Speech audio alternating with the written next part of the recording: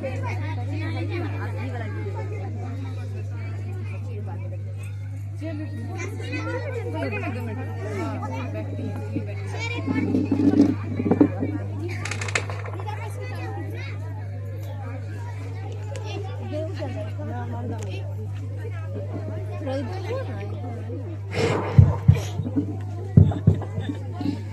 ज़ैनब बहन, ये सुबह सुबह बुर्का पहनकर कहाँ जा रही हो?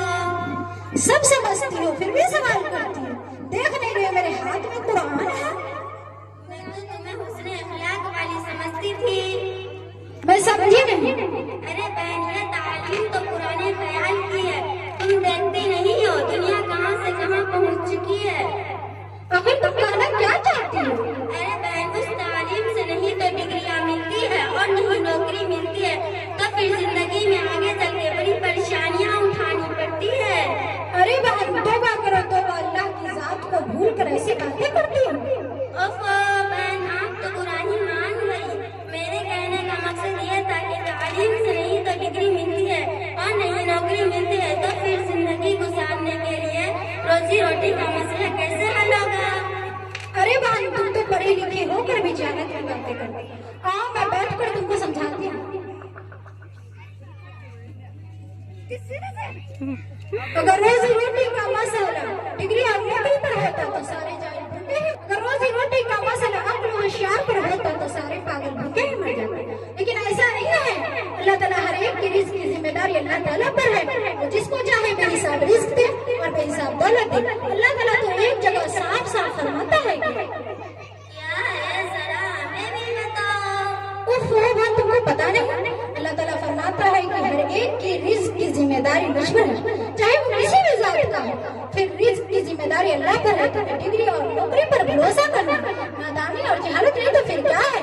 हमें तो सबसे पहले इस इल्म का हासिल करना चाहिए जो हमारे लिए जरूरी है। तो क्या इल्म दीन हासिल करना सबके लिए जरूरी है?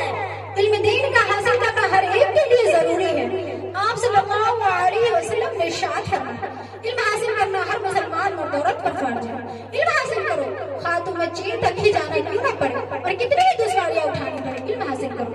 और तुम तो कॉलेज में बहुत पढ़ा होगा, जरा ये बताना हमारे प्यारे नबी सल्लल्लाहु अलैहि वसल्लम पर कौन सी किताब नाजिल हुई है, उसके कितने पारे हैं?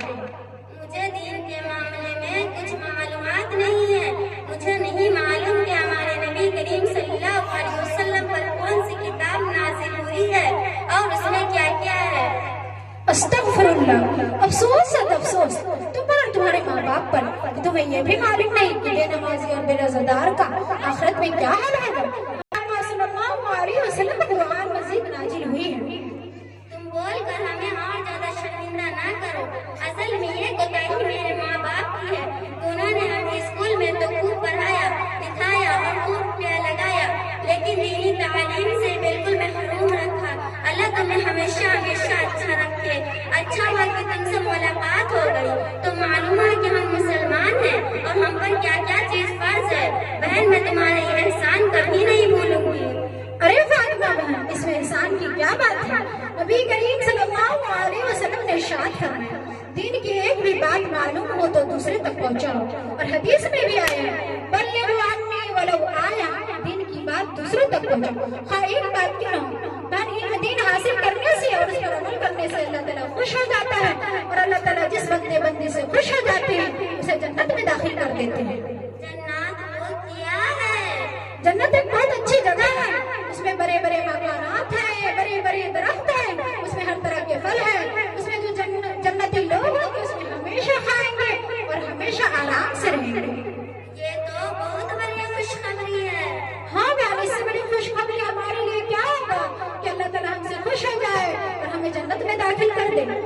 अच्छा बहन, ये तो बताए, अगर किसी ने इल्म भी हासिल ना किया हो और शरीयत का अमल ना किया हो तो उसे क्या मिलेगा? बहन, जिसने इल्म दीन हासिल ना किया और शरीयत पे अमल ना किया तो अल्लाह ताला उसे जहन्नम में दाखिल कर देंगे। जहन्नम ये क्या है? जहन्नम एक बहुत बुरी जगह है। अल्लाह ताला हमारे दुश्मन को भी उससे बचाए। कैसी जगह है, हमें भी बताओ। जन्नत में बहुत बड़े मज़दाएं हैं, बड़े बड़े आगों की लपेटें हैं, सांप बिच्छू होगा, खून पीते होगा। उसमें जहन्नमी लोग हमेशा के लिए होंगे, वही खून पीते वो लोग। तो क्या जहन्नम वाले उस आग में हमेशा जलते रहेंगे? हाँ, वो हमेशा उसमें जलते रहेंगे। अल्लाह हमें माफ करे। अल्लाह की पनाह बहन, मैं आज से पुख्ता इरादा करती हूँ कि पहले फुर्सत में इल्म दीन हासिल करूंगी और छोटे छोटे भाई बहनों को तालीम सिखाऊंगी कि जहन्नम के खतरनाक